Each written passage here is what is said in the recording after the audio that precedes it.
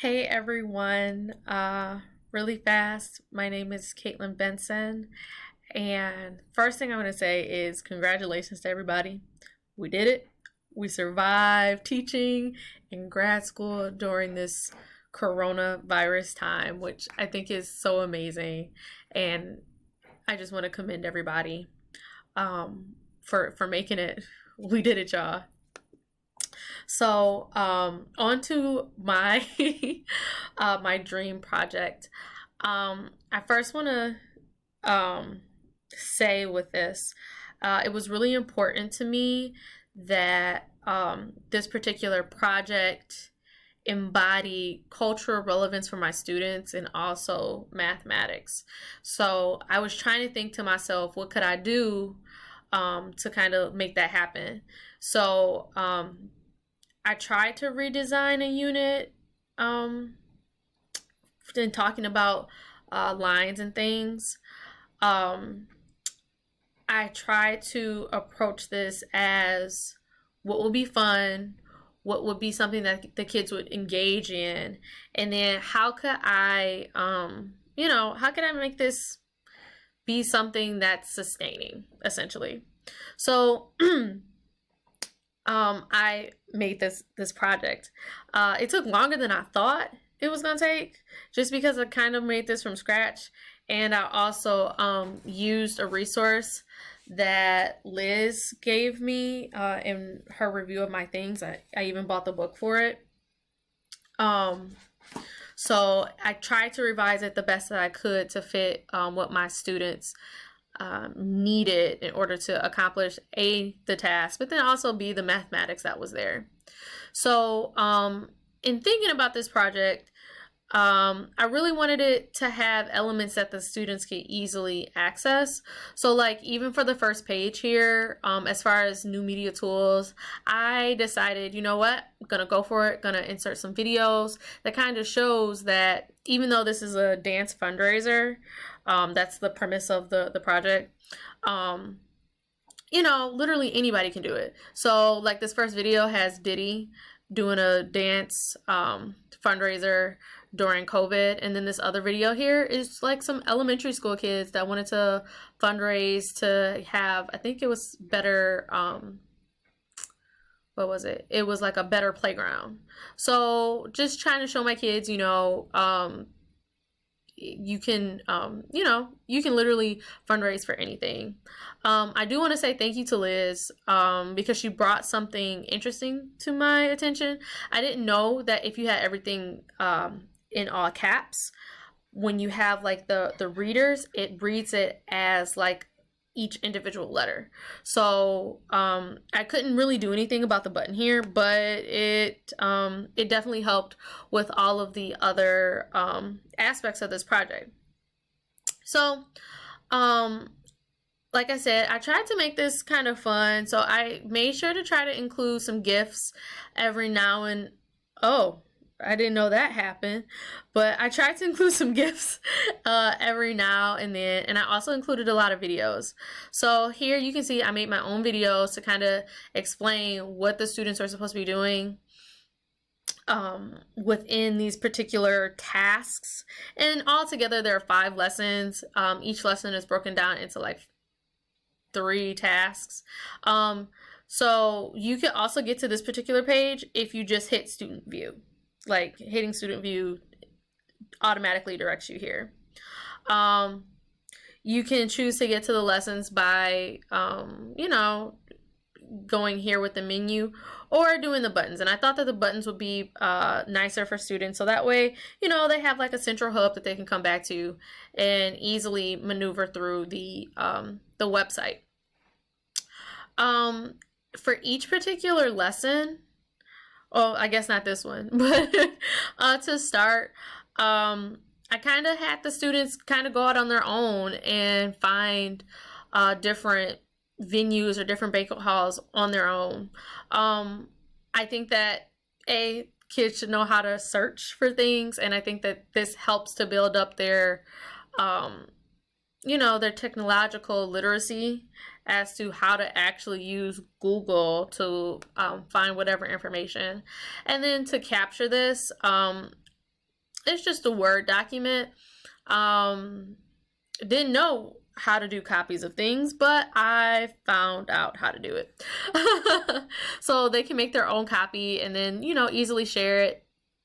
Ideally, all the kids are working in a group. I don't think it would be best for kids to do this on their own. So, if this is something that you are interested in doing, not even in your, like, for a math class, but just for, like, any class, you definitely want to have your kids work together, for this particular type of activity. So that's lesson 1. Lesson 2 is similar to lesson 3 and 4. Like, they're all like the same thing.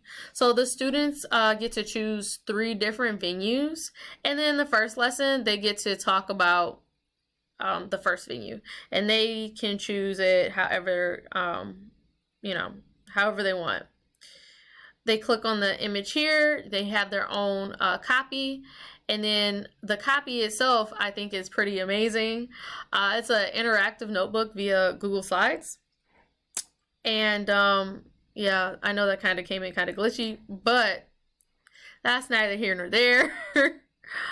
Oh no, it's taking it a minute because I guess it's a lot to load.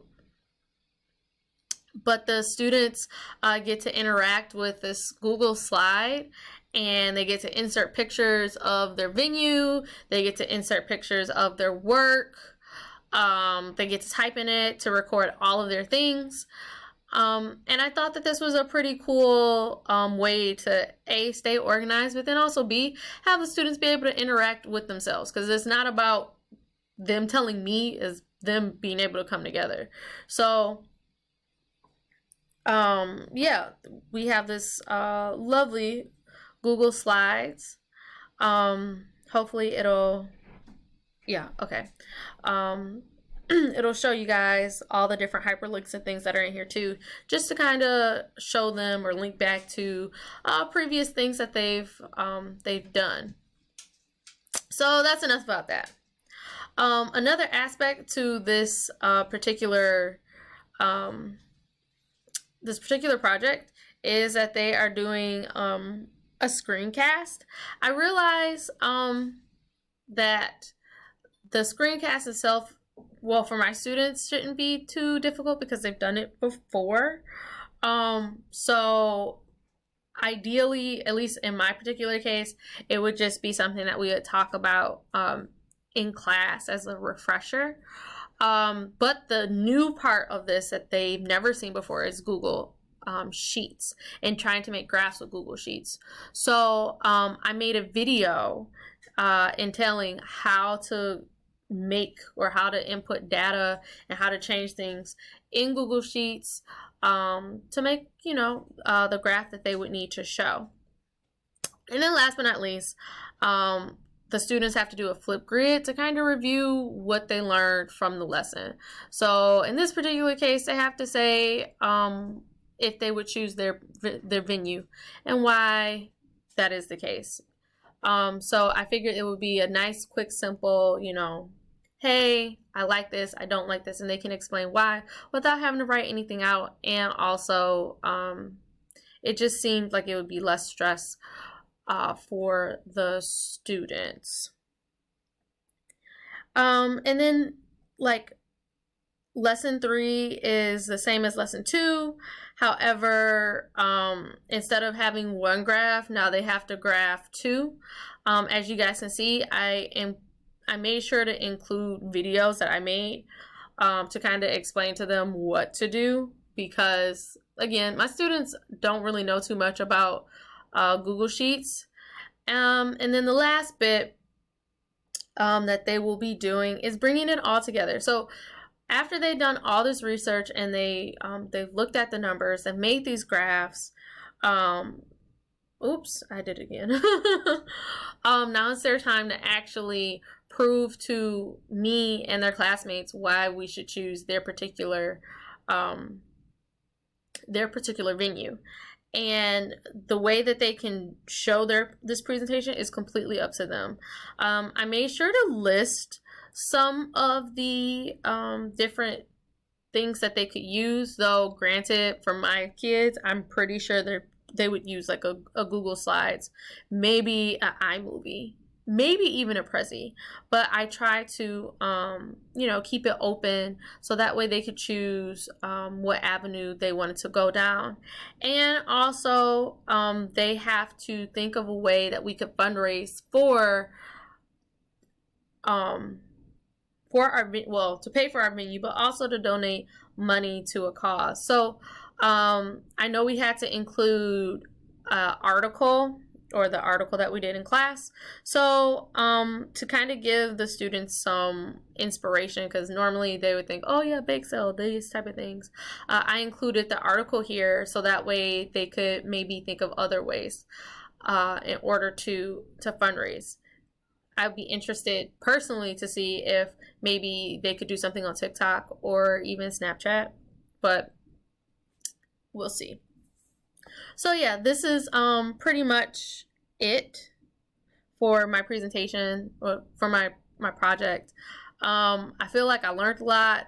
I made most of this from scratch, so I have a newfound appreciation for the different the different tools and things that we've been using in class. It was definitely harder than I anticipated, but I'm glad I did it. So